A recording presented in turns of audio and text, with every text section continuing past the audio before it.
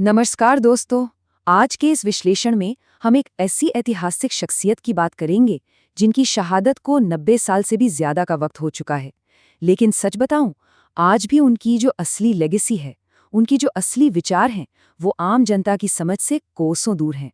तो चलिए गहराई से समझते हैं कि आखिर इस पॉपुलर तस्वीर के पीछे का असली इंसान था कौन। अब बाईं तरफ देखिए, ये वो छवि है जो अक्सर हमारे दिमाग में सबसे पहले आती है। एक ट्रिगर हैप्पी रिबेल, जिन्हें ज्यादातर बस हथियारों और मूंछों पर ताव देने तक ही सीमित कर दिया गया है। लेकिन दाईं तरफ की सच्चाई देखिए, वो बिल्कुल अलग है। वो एक प्रखर बुद्धिजीवी, यानी एक फियर्स इंटेलेक्चुअल थे। एक ऐसा इंसान जो लगातार किताबें पढ़ते थे और जबरदस्त लिखते थे। आज की हमारी ये चर्चा बस इसी गैप को पाटने के लिए है। और ये जो नंबर है ना 300, ये कोई मामूली आंकड़ा नहीं है। ये लिटरली हैरान कर देने वाली बात है कि अपनी जेल की सजा के उन 2 सालों में ही उन्होंने 300 से ज्यादा किताबें पढ़ डाली थी। मतलब सोच कर देखिए। और तो और अपनी गिरफ्तारी से पहले वो 250 किताबें और पढ़ चुके थे। और वो सिर्फ पढ़ते नहीं थे, वो उस समय के मशहूर पत्रिकाओं जैसे कीर्ति, अकाली, वीर अर्जुन और प्रताप के लिए बहुत ही प्रभावशाली तरीके से लिखते भी थे। तो आज के इस विश्लेषण में हम इन 5 अहम हिस्सों पर बात करेंगे। पहला, इस गलत समझी गई इंटेलेक्चुअल छवि के बारे में। दूसरा, उनका समाजवादी दृष्टिकोण। तीसरा, राष्ट्रवाद से परे उनकी वैश्विक एकता की सोच। चौथा, धर्मनिरपेक्षता और नास्तिकता। और अंत में उनकी छवि से परे उनके असली विचारों के बारे में। चलिए अपने पहले हिस्से से शुरुआत करते हैं, द सोशलिस्ट विजन, यानी शोषितों के लिए उनका संघर्ष। वो कार्ल मार्क्स और लेनिन के विचारों से बहुत गहराई से प्रभावित थे।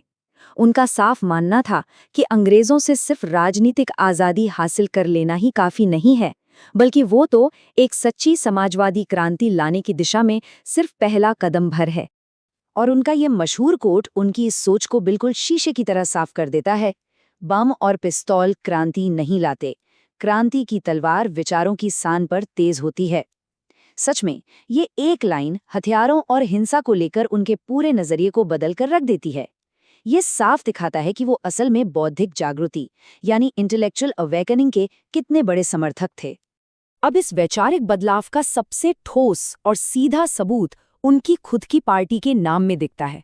मूल नाम था हिंदुस्तान रिपब्लिकन एसोसिएशन, लेकिन उन्होंने और चंद्रशेखर आजाद ने बहुत ही सोच समझ के जानबूझकर इसके नाम में सोशलिस्ट यानी समाजवादी शब्द जोड़ दिया, और फिर ये बन गया हिंदुस्तान सोशलिस्ट रिपब्लिकन एसोसिएशन। और दिलचस्प बात यह है कि ये जो समाजवादी विचारधारा थी ना, ये उनके नारों में भी साफ गूंजती थी।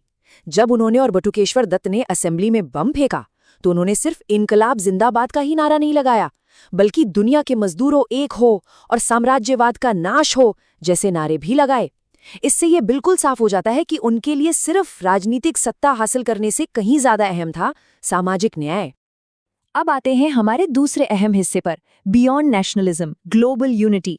साल 1924 में उन्होंने विश्व प्रेम नाम का एक बहुत ही शानदार लेख लिखा था। इस लेख में उन्होंने एक ऐसी दुनिया का सपना देखा था जहां देशों के बीच न तो कोई सीमाएं हों और न ही कोई आपसी दुश्मनी। आज के दौर में हम अक्सर जिंगोइज्म यानी एक तरह के चरम राष्ट्रवाद की बातें सुनते हैं, जहां अपने देश को बेहतर बनाने से ज्यादा फोकस इस बात पर होता है कि दूसरे देशों को कैसे नीचा दिखाया जाए। लेकिन उनकी सोच इसके बिल्कुल उलट थी। वो तो चाहते थे कि फ्रांस और जर्मनी या फिर अमेरिका और जापान जैसे देश जो इतिहास में एक दूसरे के कट्टर दुश्मन रहे हैं, वो आपस में लड़ने के बजाय एक दूसरे के साथ व्यापार करें। और ये जो उनकी ग्लोबल सोच थी ना, ये हमारे एक बहुत ही प्राचीन भारतीय विचार से गहराई से जुड़ती है, वसुधैव कुटुंबकम, जिसका अर्थ है कि पूरी दुनिया ही एक परिवार है। उन्होंने महाउपनिषद के इस सिद्धांत को अपनाया और ये माना कि दुनिया भर के गरीबों और मजदूरों के अधिकार बिल्कुल एक समान हैं, चाहे उनकी नस्ल कोई भी हो, वो किसी भी देश के क्यों ना हो। उनकी ये बेबाक और विश्लेषणात्मक क्षमता 1928 में कीर्ति पत्रिका के उनके एक लेख में बहुत साफ दिखाई देती है। उन्होंने उस समय के जो उभरते हुए नेता थे, उनका बड़ा ही निष्पक्ष विश्लेषण किया। उन्होंने सुभाष चंद्र बोस के विचारों को थोड़ा भावुक और भारत के अतीत का महिमा मंडन करने वाला बताया। वहीं दूसरी तरफ उन्होंने जवाहरलाल नेहरू के तार्किक और रैशनल अप्रोच की खुलकर तारीफ की। उनका मानना था कि हर विचार को तर्क की कसौटी पर परखा जाना चाहिए। चलिए अब आगे बढ़ते हैं तीसरे हिस्से की तरफ, सेक्युलरिज्म एंड एथीज्म। ये शायद उनके विचारों का सबसे ज़्यादा चर्चा में रहने वाला या यूं कहें कि विवादास्पद हिस्सा है। लेकिन हम यहाँ बिल्कुल तटस्थ रहकर ऐतिहासिक दस्तावेजों के आधार पर धर्म और राज्य व्यवस्था को लेकर उनके विचारों को समझेंगे। यहाँ हमें दो बिल्कुल अलग अलग दृष्टिकोण देखने को मिलते हैं।